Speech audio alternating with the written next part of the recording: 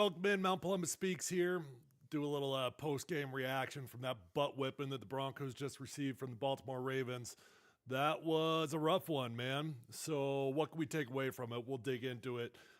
We won't be on long here tonight. We're just going to do a quick little recap, but feel free to interact if you are out there and want to engage with the show. Of course, I want to hear your thoughts on that game. You know, Broncos go into Baltimore as 9.5 point dogs, and they end up losing by 31 points. The final score was 41-10, an absolute ass kicking that, quite frankly, felt reminiscent of the 72-3 game against Miami last year. No, it was not as bad as that, and yes, there was some hope, but the reason why I say it feels reminiscent, and in some ways actually even feels worse to me than the Miami game, is because I actually had hope going into this game. So it's almost a little bit more painful to me the way that they lost this game. I expected the Broncos to lose to the Ravens. I thought that they could keep it tight, though. I thought that 9.5 points was actually offensive. Shoot, a 9.5 point spread in the NFL is flat out offensive. It is. I mean, Vegas is telling you that you could not suck any more than you do, and Vegas wasn't even close to how big that spread should have been. So for me, that game hurt a lot. I never expected the Broncos to win, but I was honestly hoping for one of those rare, quote-unquote, moral victory games. I wanted Bo Nix to go out to Baltimore and go toe-to-toe with an MVP and show that he's capable of playing and being in the same caliber as a player like Lamar Jackson. Unfortunately, we didn't get that. I don't think it's meltdown time. I don't think that we have to have like gut reactions like we had against 70-3 against Miami, where we wanted to fire everybody, get rid of Vance Joseph. Look, that was a bit surprising to me that the Ravens were able to just cut through the number one defense in the NFL as easily as they did. That Baltimore Ravens offense is special, man. It's probably the best two-headed monster backfield in the history of the NFL between Lamar Jackson and Derrick Henry. They're freaking lethal. They're deadly. And I knew that they were good, and I knew that they were going to put up points. I did not expect the Broncos defense to put up as little of a fight as they did, though. And so that was a little bit disturbing to me. Look, the reality is that team's in a different league than the Denver Broncos. And the Denver Broncos are not ready to play in the big leagues yet. The Broncos have got 5 wins, but the Broncos' 5 wins have all come against teams with a 500 or less record. They've beaten the Jets, they've beaten the Raiders, the Saints, the Panthers, and the Bucks. Okay? All these teams have a record of 500 or less. They've not beat any team of note. And the teams that the Broncos have lost to, the Seahawks, the Chargers, the Steelers, the Ravens, those are all playoff caliber teams, or at least teams that are going to be fighting for it. Seahawks might be a stretch there as they just lost tonight. But the rest of these teams, we're talking about playoff caliber teams. So the Broncos have beaten terrible football teams, and they've gotten beat by good football teams. The Ravens are an elite football team. Don't ask me to explain how the Ravens have lost to the Browns and how they lost to the Raiders. It's just weird. I can't explain it. But the Ravens are an elite football team. And when you ask the Broncos to play in the big leagues, well, they're going to get exposed. Okay? That's all right. Look, this year got confusing because of those 5 wins. At the beginning of this year, everything was all about the rebuild, right? And it was never about this season. It was never about making the playoffs this year. Nobody was going to be panicking if they lost games because everybody just accepted. We just drafted a young quarterback. We are in a rebuild. But then you won 5 games and it got confusing. And it feels like everything's got to be about the playoffs. And the Broncos still can easily make the playoffs. Even if they lose to the Chiefs next week, there is a very clean path for the Broncos to make the playoffs. But the AFC is a very, very competitive it's going to be a very, very competitive race to get to the playoffs. That game against the Ravens started out decent. It did. Despite the early turnover from Bo Nix, little Jordan Humphrey with the tips and overthrows, got to get those. That's when interceptions happen. You got the interception at the beginning of the game. And by the way, quick little squirrel side note, little Jordan Humphrey, when is he running out of 9 lives? At what point does little Jordan Humphrey run out of 9 lives? Because I thought he was walking on thin ice after last week with the fumble, And it just feels like little Jordan Humphrey has a moment or three per game that he lets you down. And little Jordan Humphrey had a tremendous training camp. So I'm not here to knock on him, but sometimes guys just don't perform under the big lights the way that they do in training camp. But the game started out okay. Okay, so you've got the turnover. You are in a bad situation. The Ravens get the ball in scoring position, and the defense comes out and gets a big sack, and you knock the Ravens out of field goal range. And you're thinking, all right, here we go. The number one defense was going up against the number one offense. This game was a something's got to give game. It always was going to be. And it felt like early signs, all right, this Broncos defense is coming to play. And then it just got out of control, and it got out of control quickly. There were some questionable decisions from Sean Payton in the first half. You go for it on fourth down, which was a ballsy decision. Combine that with the play call, the Philly special, and Bo Nix coming down with a very highly contested catch. That was one of the most ballsy calls based off the situations that I've seen in a long time. That easily could have gone the wrong way, but the Broncos convert. They get a touchdown. And you're like, all right, I can't remember what the actual score was at that point, but the game was not out of control by any means. And they get that touchdown.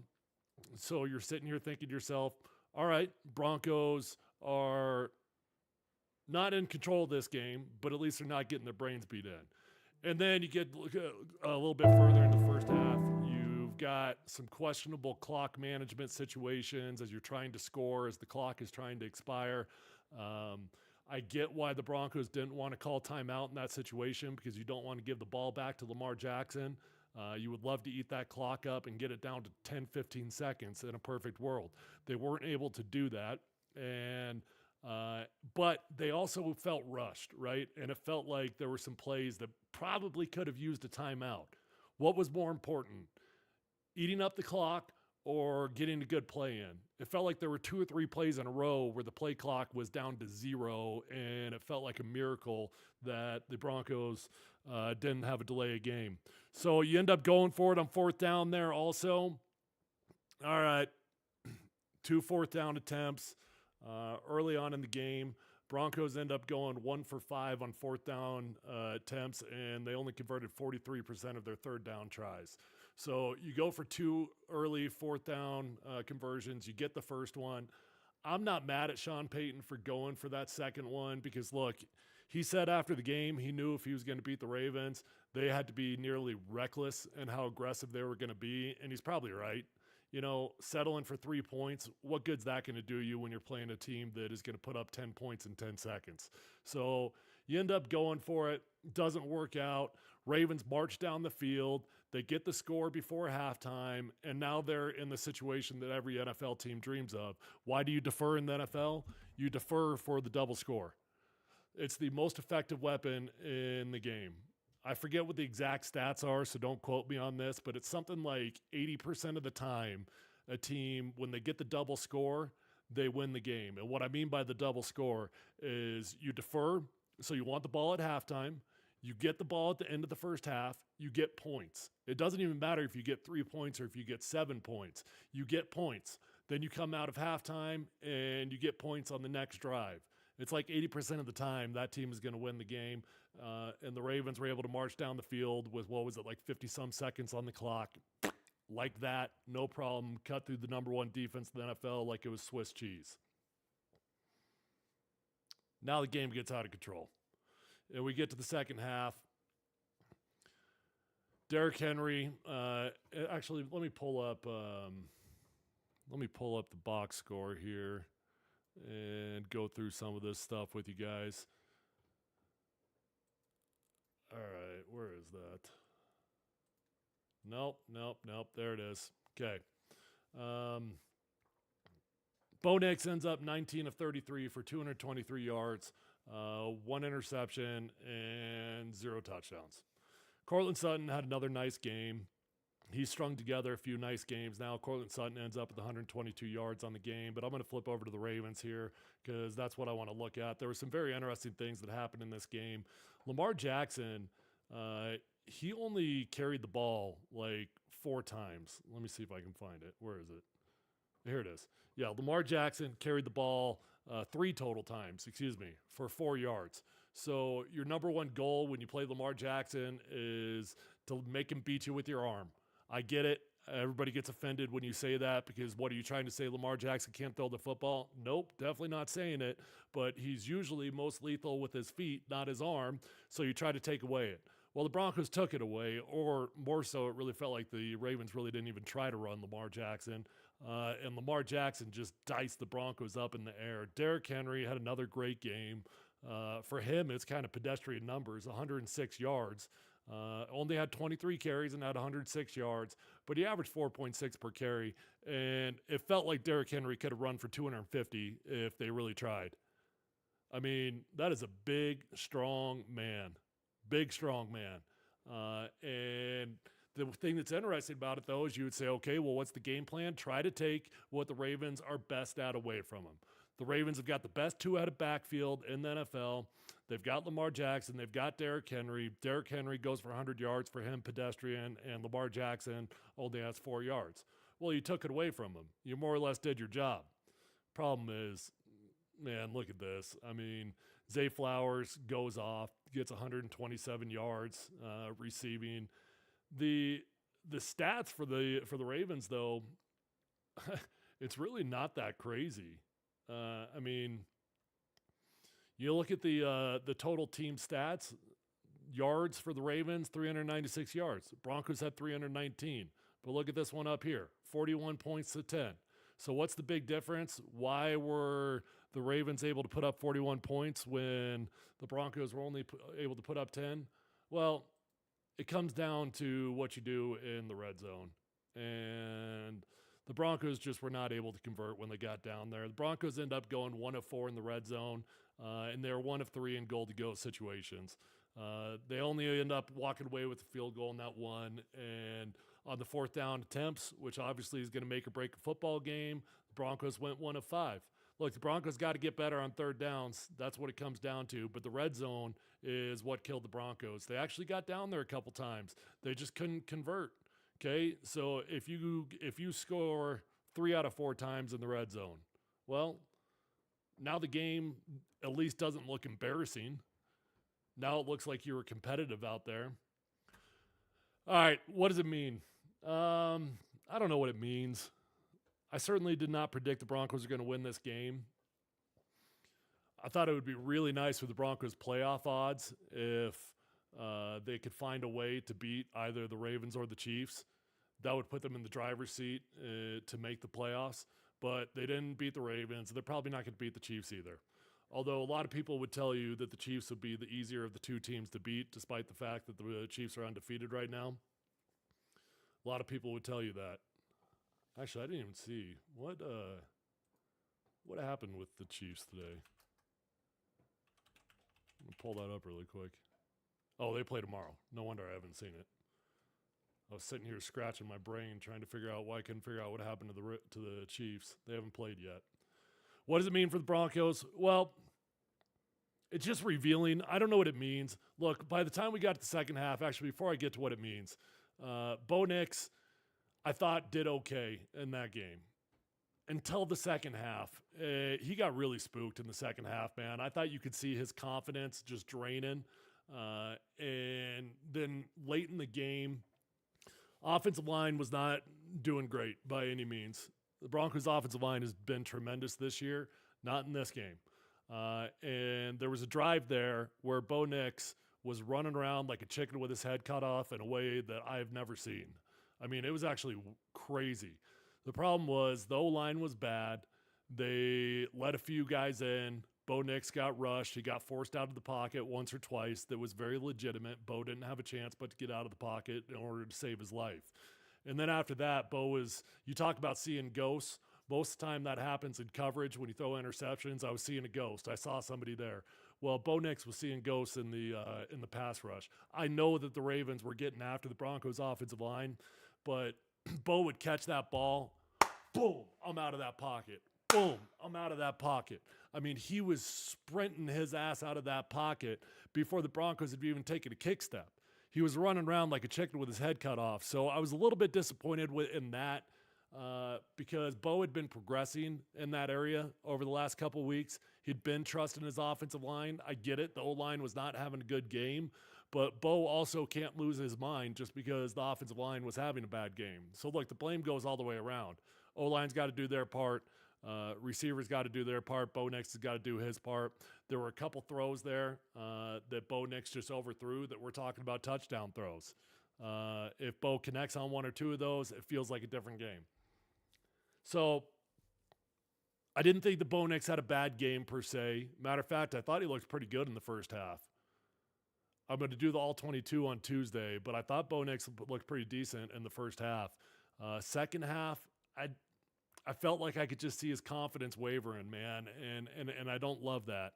I don't love that he was running around like a chicken with his head cut off at all. But back to the Broncos as a team and what it means for them, it doesn't mean a lot. Look, like I started this live stream out, Ravens are up here in a league of their own. Well, maybe not a league of their own, but it's certainly a different league than the Broncos are in. And the Broncos are down here. The Broncos have beaten teams with a 500 or worse record. The Jets, the Raiders, the Saints, the Panthers, the Bucks.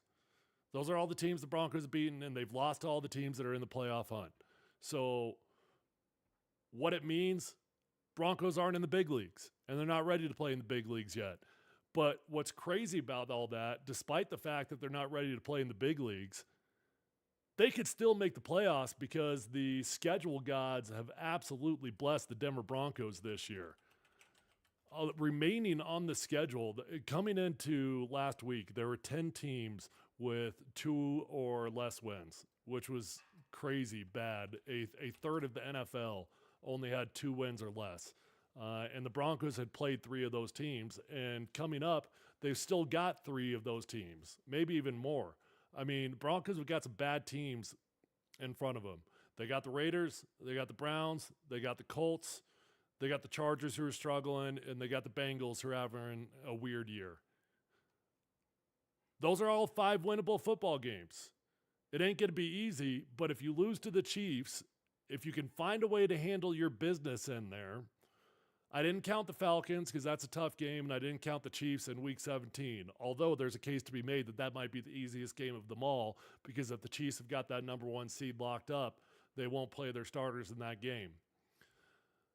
So despite the fact that the Broncos are not in the big leagues yet, the schedule gods have favored the Denver Broncos this year, and they play a bunch of bad football teams, and they've got a handful of them remaining.